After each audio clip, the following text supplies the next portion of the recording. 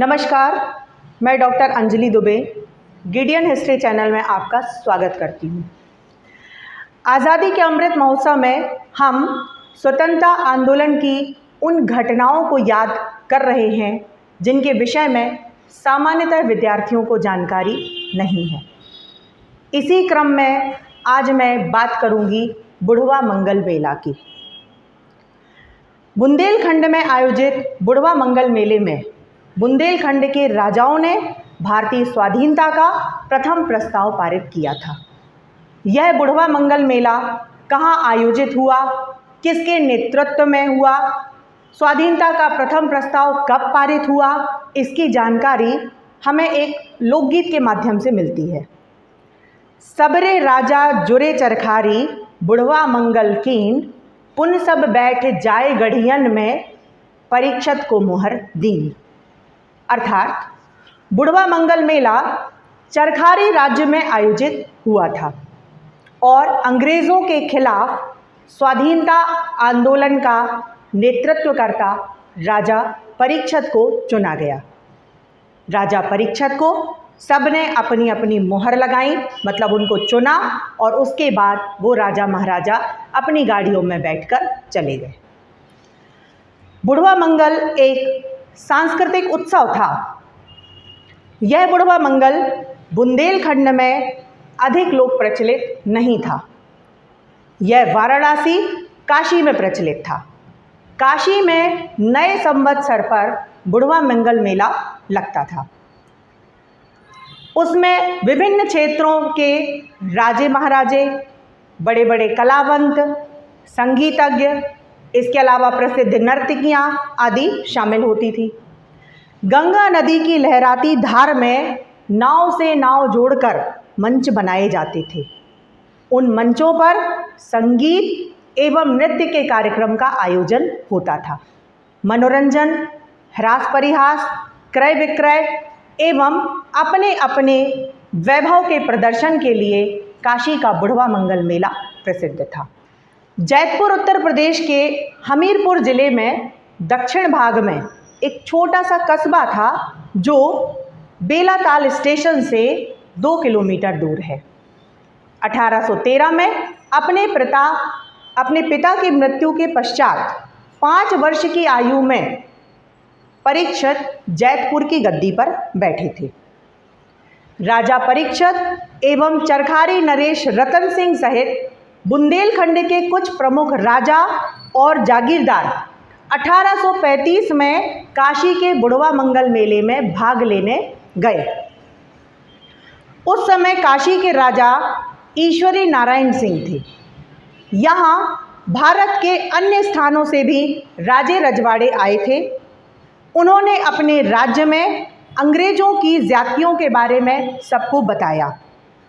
बुंदेलखंड के राजाओं ने काशी बुढ़वा मंगल मेले का वहाँ एक और लुत्फ़ उठाया और वहीं दूसरी ओर उन्हें यह भी जानकारी मिली कि संपूर्ण भारत में अंग्रेज़ों का अत्याचार बढ़ रहा है। इसी बुढ़वा मंगल मेले में उन्हें यह भी पता चला कि फ्रांस में अन्यायी राजा लुई 16वें को गद्दी से उतारकर उसे फांसी की सज़ा दे दी गई है। 1789 में फ्रांस में क्रांति संपन्न हुई थी एवं वहाँ स्वतंत्रता, समानता एवं भाईचारा की लहर जो है वो प्रचारित हो रही थी और सभी लोग अगर एकजुट होकर के प्रयत्न करेंगे तो हम अंग्रेज़ों को भारत से खदेड़ सकते हैं, ऐसा निर्णय उन्होंने लिया। काशी के बुढ़वा मंगल मेला जो था वो कई मायनों में बुंदेलखंड के राजाओं का प्रेरणा स्रोत बन गया।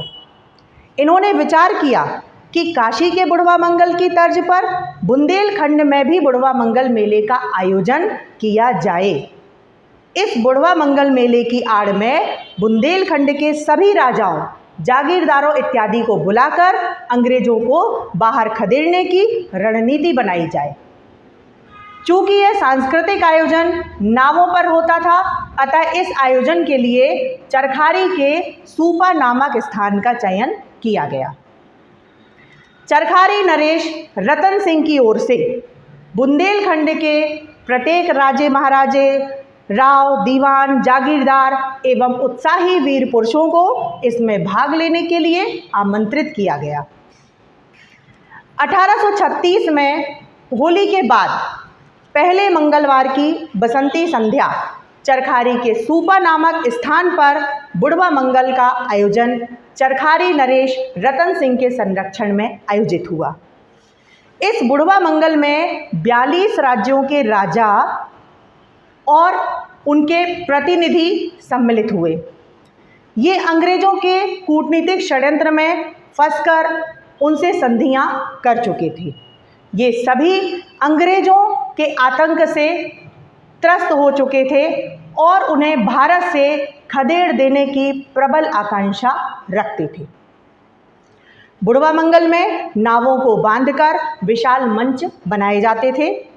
सभी राजाओं ने सर्वसम्मति से जैतपुर के राजा परीक्षित की योग्यता, साहस एवं निर्भीकता तथा ओजस्विता एवं नेतृत्व क्षमता को देखकर उन्हें बुढ़वा मंगल मंच सम्मेलन का अध्यक्ष बनाया।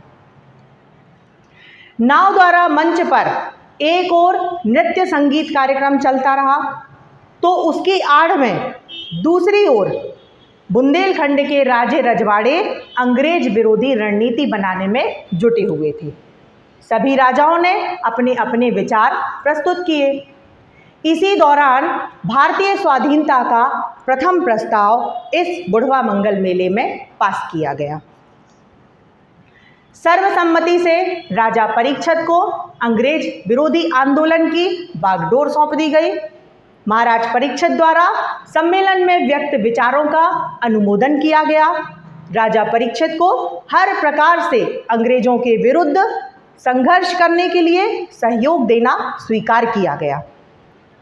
सूबा के बुढ़वा मंगल मेले की जानकारी अंग्रेजों को भी मिली थी, परंतु अंग्रेजों ने विचार किया कि राजा परीक्षित 5 वर्ष की आयु में जैतपुर की गद्दी पर बैठ गए थे और आज 28 वर्ष की आयु होने तक उन्होंने किसी भी अंग्रेज विरोधी क्रियाकलाप में भाग नहीं लिया था। तो उनका मानना था कि राजा केवल मनोरंजन के लिए मेले में आया है, अतः अंग्रेजों को उससे कोई हानि नहीं है।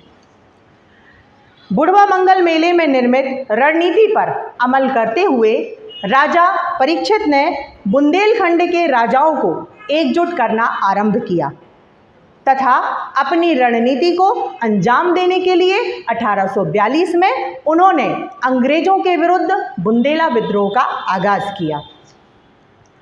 बुंदेला विद्रोह के नेतृत्व सागर में मधुकर शाह, सागर के उत्तर पूर्व में राजा परीक्षित एवं सागर के दक्षिण पूर्व में हीरापुर के राजा हृदय शाह ने किया।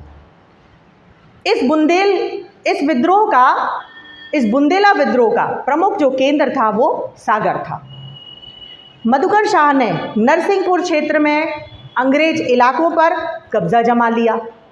राजा परीक्षित ने भी अंग्रेजों के विरुद्ध जाकर युद्ध किया, मगर बुढ़वा मंगल मेला में जैतपुर के आसपास के जो राजा महाराजा थे उन्होंने राजा परीक्षित का साथ नहीं दिया। वे सभी दगा कर गए। राजा परास्त हुआ और उसने अपनी रानी सहित जंगलों में भटकना पड़ा। राजा परीक्षित को सबसे बड़ा धोखा चरखारी नरेश रतन सिंह ने दिया। रतन सिंह ने परीक्षित को पकड़वाने का प्रयास भी किया, मगर परीक्षित उनकी चालाकी को समझ गए और वहां से बच निकले। अंततः 1844 में राजा परीक्षित ने भी आत्मसमर्पण किया। सरकार द्वारा उन्हें 1200 रुपये प्रतिमाह की पेंशन जो है वो दी गई। तो इस तरह से हम देखते हैं कि जो बुढ़वा मंगल मेला है वह एक तरह से स्वतंत्रता संग्राम की शुरुआत थी। इस प्रकार आज मैंने बुढ़वा मंगल मेले को संक्षेप में आपको समझाने का प्रयास किया है।